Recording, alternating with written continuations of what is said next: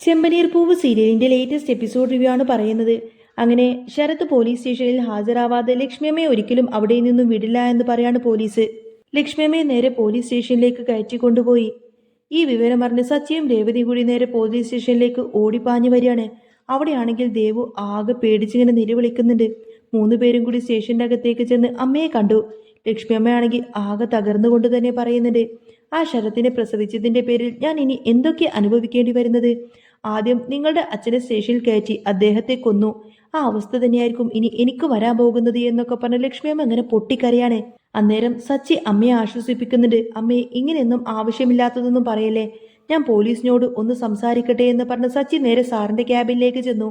Sir, എന്തിന്റെ പേരില എന്റെ അമ്മ ഇവിടെ പോലീസ് സ്റ്റേഷനിൽ കൊണ്ടുവന്നിരിക്കുന്നത് എന്ന് ചോദിക്കുമ്പോൾ അവർ പറയുന്നത് കള്ളനെ കിട്ടിയില്ലെങ്കിൽ കള്ളന്റെ ആളുകളെ തന്നെ പിടിക്കുമെന്നാണ്. ഇവർ ഇവിടെ ഇരുന്ന് കഴിഞ്ഞാൽ ശരത്ത് തനിയെ വന്നോളുമെന്നാണ് പറയുന്നത്. സച്ചി പറഞ്ഞത്, സർ, അവൻ തെറ്റൊന്നും ചെയ്തില്ല എന്ന കാര്യം ഞാൻ പറഞ്ഞതല്ലേ. പക്ഷേ സച്ചിയുടെ വാക്കൊന്നും തന്നെ കേൾക്കാൻ പോലീസുകാർ തയ്യാറാവുന്നില്ല. എടോ, തന്റെ അമ്മ തന്നെയാണല്ലോടെ പരാതി തന്നത് എന്ന് ചോദിക്കുമ്പോൾ അതൊരു കുടുംബ വഴക്കിന്റെ പേരിലുണ്ടായ പ്രശ്നമാണെന്ന് സച്ചി പറഞ്ഞു. പക്ഷേ അവർക്കത് കുടുംബ വഴക്കല്ല, പ്രഷർ കൂടുതലാണെന്നും ശരത്ത് വരുന്നത് വരെ ഇവിടെ ഇരിക്കട്ടെ എന്നും പോലീസ് കടുപ്പിച്ചു പറയാണ്.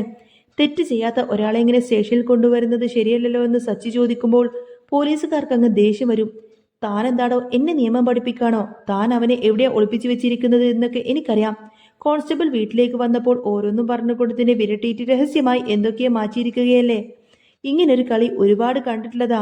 അവൻ ഇങ്ങനെ മാറി നിൽക്കുന്നിടത്തോളം കാലം തനിക്കും പ്രശ്നം വരും എന്നൊക്കെ പറഞ്ഞു കൊടുത്തിനെ പോലീസ് സച്ചിയോട് ദേഷ്യപ്പെട്ടു. അപ്പോ രേവതി അപേക്ഷിക്കുന്നുണ്ട്, സർ, എന്റെ അമ്മ ഒരു പാവമാണ്, ഒന്നും അറിയാൻ പാടില്ലാത്ത ആ അമ്മയെ നിങ്ങൾ വിട്ടയക്കണമെന്നൊക്കെ പറയും.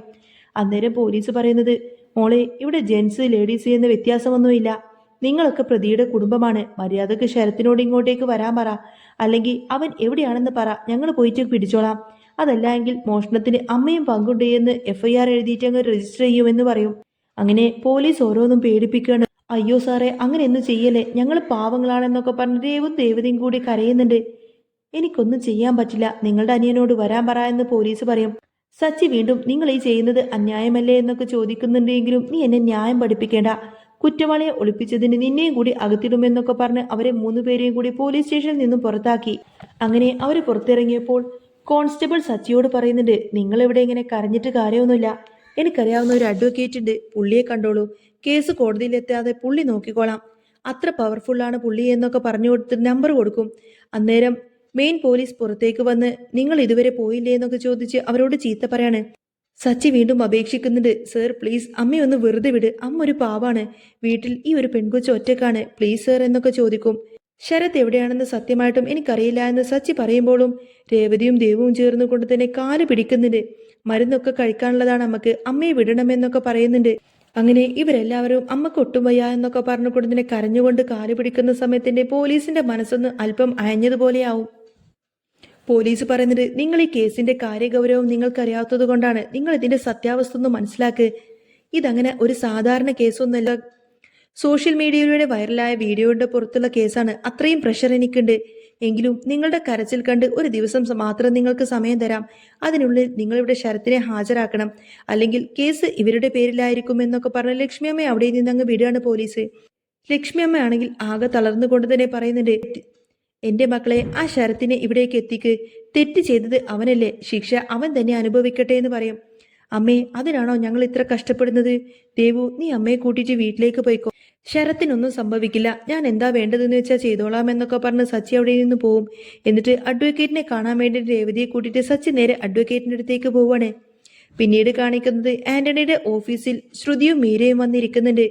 ഈ ആന്റണി എന്തിനാ നമ്മളെ വിളിപ്പിച്ചത്?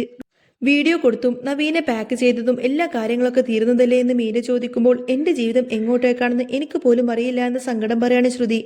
അങ്ങനെ അവർ അകത്തേക്ക് ചെന്ന് ചോദിക്കുമ്പോൾ ആന്റണി ഒരു പ്രശ്നമുണ്ട് എന്ന് പറഞ്ഞ് അവരെ കൂട്ടിയിട്ട് നേരെ നവീനെ പൂട്ടിയിട്ട മുറിയിലേക്ക് പോയി. അവിടെ നവീനാണെങ്കിൽ അത്യാസന്ന നിലയിൽ തല്ലി ചതച്ച അവസ്ഥയിൽ ഓക്സിജൻ മാസ്ക് പോലും വെച്ചുകൊണ്ട് ഇങ്ങനെ കിടക്കാണ്. ഇത് കണ്ട് ശ്രുതിയും മീരയും അങ്ങ് ഞെട്ടിപ്പോയി. ഇവനത് എന്തു പറ്റിയെന്ന് ശ്രുതി ചോദിക്കുമ്പോൾ 4 ദിവസം ഇവനെവിടെ പൂട്ടിയിട്ടിട്ട് തല്ലി ചതച്ച് ബോംബെയിലേക്ക് വിടാനിരിക്കുമായിരുന്നു. പക്ഷേ അതിനിടയിൽ ഇത് സംഭവിച്ചുവെന്ന് ആന്റണി പറയും. എന്താ, തട്ടിപ്പോയോ എന്ന് മീര ചോദിക്കുമ്പോൾ ഇല്ല, ജീവനുണ്ട്, പക്ഷേ ഗുണ്ടകൾ ഇടിച്ച ആഘാതത്തിൽ അവൻ നെഞ്ചും പൊത്തി വീണു, ഇനി എഴുന്നേൽക്കാൻ പറ്റില്ല എന്ന് പറയാണ് ആന്റണി. ഒരു നഴ്സിനെ കാട്ടിയപ്പോൾ പറഞ്ഞത് ഹോസ്പിറ്റലിൽ കൊണ്ടുപോയില്ലെങ്കിൽ ഒരാഴ്ചക്കപ്പുറം ജീവിക്കില്ല എന്നാണ്. എന്നാ ഹോസ്പിറ്റലിലേക്ക് കൊണ്ടുപോയിക്കൂടെ എന്ന് മീര ചോദിച്ചപ്പോൾ അത് പോലീസ് കേസാവില്ലേ എന്ന് ആന്റണി ചോദിച്ചു. തല്ലി ചതച്ചതെല്ലാം ആന്റണിയല്ലേ, പിന്നെ ഞങ്ങളോട് എന്തിനായി പറയുന്നത് എന്ന് ശ്രുതി ചോദിച്ചപ്പോൾ അവൻ ആരോഗ്യവാനല്ലായിരുന്നു എന്ന് ആന്റണി തിരിച്ചടിച്ചു. എന്നിട്ട് ചോദിക്കുന്നുണ്ട്, ഇവന്റെ കാര്യം കഴിഞ്ഞതല്ലേ, ആരെങ്കിലും പരാതിപ്പെട്ട പോലീസ് എന്റെ ഗുണ്ടകളെ പൊക്കും, അപ്പോ ഞാൻ ശ്രുതിയുടെ പേരങ്ങ് പറയുമെന്ന് ആന്റണി ഭീഷണിപ്പെടുത്തി. തല്ലി ചതക്കാനൊന്നും ഞാൻ പറഞ്ഞില്ലല്ലോ എന്ന് ശ്രുതി ദേഷ്യപ്പെട്ട് ചോദിക്കുമ്പോൾ വേറെ നിവൃത്തിയില്ലെങ്കിൽ പിന്നെ നിന്റെ പേര് തന്നെ പറയുമെന്നും നിനക്കായിരിക്കും കൂടുതൽ ശിക്ഷ കിട്ടുമെന്നും ആന്റണി പറയുന്നുണ്ട്. പേടിച്ചു വിറച്ചുകൊണ്ട് തന്നെ നിൽക്കുന്ന ശ്രുതിയോട് ആന്റണി പറയും, ദൂരെയുള്ള ഒരു ഡോക്ടർ ആയുർവേദ ചികിത്സയിലൂടെ ഇവനെ രക്ഷപ്പെടുത്തി തരും, അങ്ങോട്ടേക്ക് വിടാമെന്ന് പറയും. അതിനു വേണ്ടിയിട്ട് 2 ലക്ഷം രൂപ ചെലവാവുമെന്നും പറയാണ്. അത് കേട്ടപ്പോൾ ശ്രുതി ആകെ പകച്ചുപോയി. 2 ലക്ഷം രൂപയായിരിക്കട്ടെ ശ്രുതിയോട് ആന്റണി ആവശ്യപ്പെടുന്നത്. ആന്റണിയുടെ കയ്യിൽ പണമില്ലേ എന്ന് മീര ചോദിക്കുമ്പോൾ ഞാൻ എന്തിന് ഇവന് വേണ്ടിയിട്ട് പണം ചെലവാക്കണമെന്നാണ് ആന്റണി തിരിച്ചു ചോദിക്കുന്നത്. 2 ലക്ഷം രൂപ തന്നില്ല എങ്കിൽ ശ്രുതി ജയിലിലേക്ക് പോവേണ്ടി വരുമെന്ന് ആന്റണി പറഞ്ഞു വിരട്ടുമ്പോൾ ശ്രുതി അവസാനം ഗതി കെട്ടുകൊണ്ട് തന്നെ അത് സമ്മതിച്ചു. എങ്ങനെയെങ്കിലും പൈസ ഒപ്പിക്കാം, പക്ഷേ അതുവരെ നവീനെ നോക്കിക്കോണം എന്ന് പറഞ്ഞുകൊണ്ടതിന് ശ്രുതി പോവാൻ നോക്കുകയാണ്. ശ്രുതിയും മീരയും ആന്റണിയുടെ വീട്ടിൽ നിന്ന് പോയ ഉടനെ തന്നെ ആന്റണി മുറിയിൽ കയറിയിട്ട് മാസ്ക് മാറ്റി. അന്നേരം നവീൻ അവിടെ നിന്നങ്ങ് ചാടി എഴുന്നേറ്റിരിക്കുകയാണ്. അത് ആന്റണിയും നവീനും കൂടി ഒത്തുചേർന്നുള്ള ഒരു കളിയായിരിക്കും. അവർ പോയോ എന്ന് നവീന് ചോദിക്കുമ്പോൾ പോയി, കാശ് തരാമെന്ന് പറഞ്ഞിട്ടുണ്ട് എന്ന് ആന്റണി പറയും. ഞാൻ പൊക്കോട്ടെ എന്ന് നവീൻ ചോദിക്കുമ്പോൾ 2 ലക്ഷം കയ്യിൽ കിട്ടിയിട്ട് നിന്നെ എവിടെ നിന്നും വിടത്തുള്ളൂ എന്ന് അവരുടെ കയ്യിൽ നിന്നും ഇതിന്റെ പേരും പറഞ്ഞു ഇനിയും ഒരുപാട് കാശ് നമുക്ക് വാങ്ങിച്ചെടുക്കാമെന്നൊക്കെ പറഞ്ഞുകൊണ്ട് തന്നെ നവീനും ആന്റണിയും ഇങ്ങനെ പൊട്ടിച്ചിരിക്കുകയാണ്. പിന്നീട് കാണിക്കുന്നത് സച്ചിയും രേവതിയും വക്കീലിനെ കാണാൻ പോകുന്നുണ്ട്. കോൺസ്റ്റബിൾ പറഞ്ഞത് കൊണ്ട് കാര്യങ്ങളൊക്കെ അറിയാമെന്ന് പറയാണ് വക്കീല്. ശരത്ത് ദേഷ്യത്തിൽ ചെയ്തതാണെന്നും അവനെ എങ്ങനെയെങ്കിലും രക്ഷിക്കണമെന്നും സച്ചി അപേക്ഷിച്ചു. അവനെ അറസ്റ്റ് ചെയ്യാത്തത് ഭാഗ്യമാണെന്ന് വക്കീല് പറയുന്നുണ്ട്. അവൻ എവിടെയുണ്ട് എന്ന് വക്കീല് ചോദിക്കുമ്പോൾ ഒരു സുഹൃത്തിന്റെ വീട്ടിലാണെന്ന് സച്ചി പറയുമെന്ന്. പോലീസ് ഉടനെ തന്നെ അന്വേഷണം തുടങ്ങുമെന്നും പിടിക്കപ്പെട്ടു കഴിഞ്ഞാൽ എല്ലാവരും തീർന്നു എന്നും വക്കീല് മുന്നറിയിപ്പ് നൽകുകയാണ്. ശരത്തിന്റെ പരീക്ഷ ഉടനെ തന്നെ വരുവാണെന്നും അവന്റെ ഭാവി തകരുമെന്നും രേവതി പറഞ്ഞ് സങ്കടപ്പെട്ടു. ഇൻസ്പെക്ടറോട് സംസാരിക്കാമെന്നും കുറച്ച് പൈസ ചെലവാകുമെന്നും വക്കീല് പറയുന്നുണ്ട്. പണം ചെലവാവാതെ ഈ ഒരു കേസ് തീരണമെങ്കിൽ പരാതി കൊടുത്ത ചന്ദ്രമതി അമ്മ തന്നെ ആ ഒരു കേസ് പിൻവലിക്കണമെന്നും വക്കീൽ അവരോട് നിർദ്ദേശിച്ചു. സച്ചി ഉടനെ തന്നെ പറയുന്നുണ്ട് അതൊരിക്കലും നടക്കില്ല എന്ന്. വീണ്ടും ശ്രമിച്ചു നോക്കാൻ വക്കീല് പറയുന്ന സമയത്ത് തന്നെ അമ്മ പിൻവലിക്കില്ല എന്ന് രേവതിയോട് സച്ചി പറയും. അച്ഛനോട് പറഞ്ഞു നോക്കാമെന്ന് പറഞ്ഞുകൊണ്ട് തന്നെ സച്ചി അവളെ സമാധാനിപ്പിച്ചു. അച്ഛനോട് പറഞ്ഞിട്ട് അമ്മയെ കൊണ്ട് ഈ ഒരു കേസ് എങ്ങനെയെങ്കിലും പിൻവലിപ്പിക്കാമെന്നൊക്കെ പറയട്ടെ സച്ചി. അങ്ങനെ സച്ചിയും രേവതിയും നേരെ തിരികെ വീട്ടിലേക്ക് എത്തുമ്പോൾ കാണുന്നത് ഉമ്മർത്ത് തലയിൽ കൈവച്ചിരിക്കുന്ന അച്ഛനെയാണ്. വക്കീല് പറഞ്ഞ കാര്യമെല്ലാം തന്നെ രവീന്ദ്രനോട് അവതരിപ്പിക്കാണ് സച്ചി.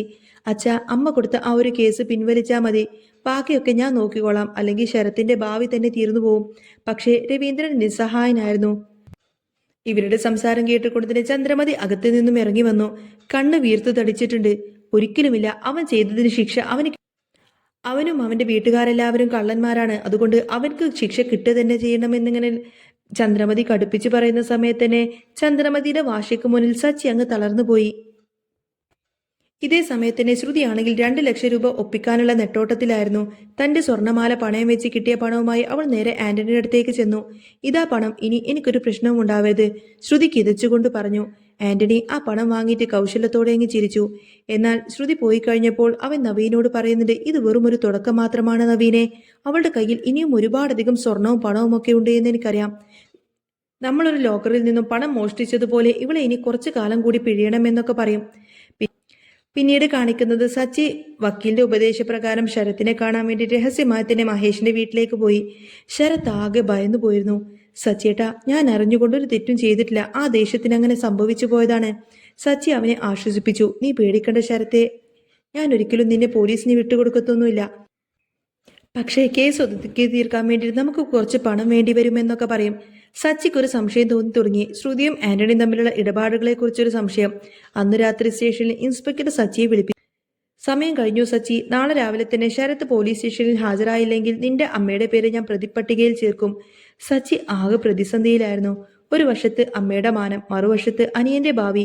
അവൻ ഒരു കടുത്ത തീരുമാനമെടുത്തു. നേരെ ആന്റണിയുടെ ഓഫീസിലേക്ക് ചെന്നു. അവിടെ വെച്ച് അവൻ കണ്ട കാഴ്ച ഞെട്ടിക്കുന്നതായിരുന്നു.